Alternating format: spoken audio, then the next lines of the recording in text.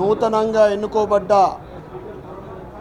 ఎమ్మెల్యేలకు వారి నియోజకవర్గ సమస్యల గురించి మాట్లాడే అవకాశం ఇవ్వడం నేను నా నియోజకవర్గ ప్రజల తరఫు నుండి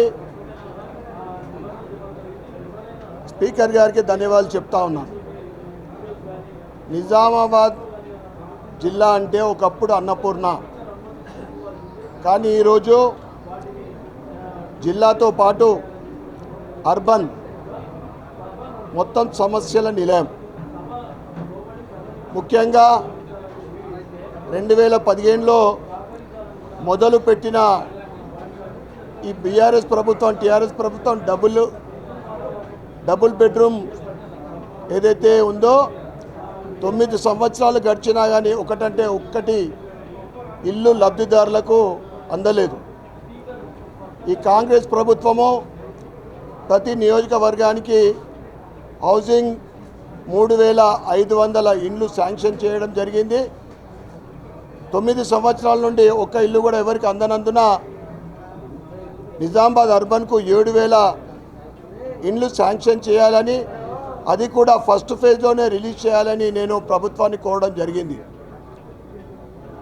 అదేవిధంగా తెలంగాణ పేరు మీద ఉన్న తెలంగాణ యూనివర్సిటీ గత 6 నెలల నుండి పర్మనెంట్ వైస్ ఛాన్సలర్ లేకపోవడము,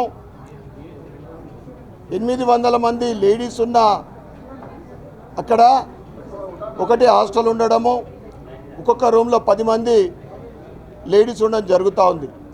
ఇంకొక హాస్టల్ గురించి మేము డిమాండ్ చేసినాము. అదేవిధంగా టీచింగ్ స్టాఫ్ పూర్తి మొత్తంలో నియమించాలని కూడా చెప్పడం జరిగింది. ఎడ్యుకేషన్ విషయానికి వస్తే గత వారము 2 స్కూళ్ళు నేను విజిట్ చేసినప్పుడు మన బస్తీ మన బడి అనేది ఏదైతే గత ప్రభుత్వం చేసింది, అది చేసిన కార్యక్రమము అసంపూర్తిగా ఉంది. ఏ ప్రభుత్వ పాఠశాలకు వెళ్ళినా కానీ అనేక సమస్యలు. 100 నుంచి 200 మందికి మధ్యన ఒక టాయిలెట్ ఉంటుంది. అదేవిధంగా క్లాస్ రూమ్లలో బెంచులు ఉన్నాయి, ఫ్యాన్లు ఉన్నాయి, ఫ్లోరింగ్ సరిగ్గా ఉండదు, పైన చెత్త కూడా ఊడిపోయే దశలో ఉంటుంది. అనేక సంవత్సరాల క్రితము, అంటే 15-20 ఏళ్ళ క్రితము ఆ బిల్డింగ్కు పెయింట్ వేసిండ్రేమో, అది బూత్ బంగ్లాలాగా కనిపిస్తూ ఉన్నాయి స్కూళ్ళు. వాటికి ప్రత్యేకమైన నిధులు విడుదల చేయాలని నేను స్పీకర్ ద్వారా కోరడం జరిగింది.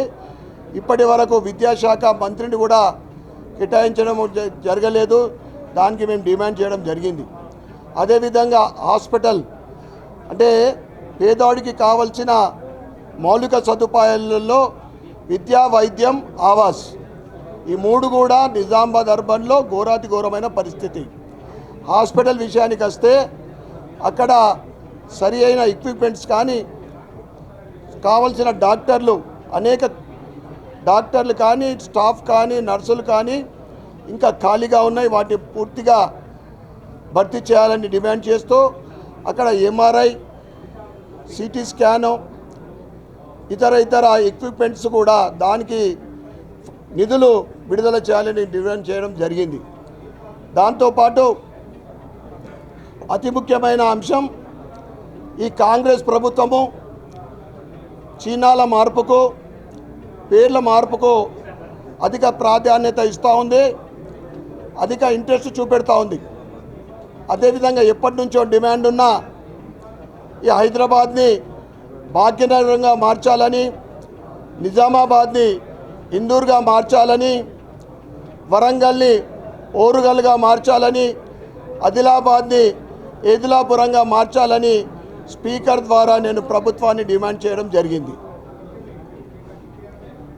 భారత్ మాతాకి జై.